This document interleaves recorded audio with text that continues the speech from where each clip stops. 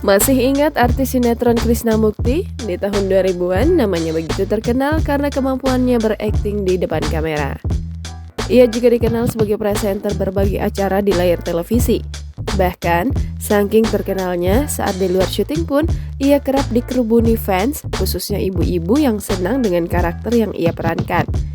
Namun kini, sosoknya bak hilang di telan bumi, hingga generasi saat ini pun tak lagi mengenalnya sebagai artis. Ternyata, nasib hidup Krishna Mukti pun cukup memprihatinkan setelah gagal melenggang ke Senayan.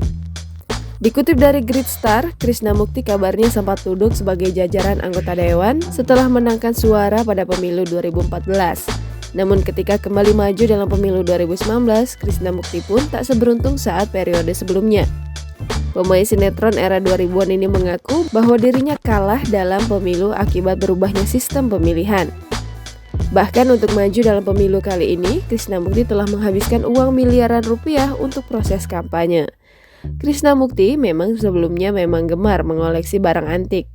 Pria berusia 51 tahun ini tak bisa berbuat banyak ketika kondisi ekonominya tak lagi membaik seperti zaman dahulu. Namun, ia masih berusaha untuk bersyukur dan mengambil hikmah dari masa-masa sulitnya ini. Pasalnya, bisa duduk di kursi anggota dewan sendiri merupakan pengalaman berharga yang pernah ia rasakan. Jangan lupa subscribe, share, komen, dan like ya!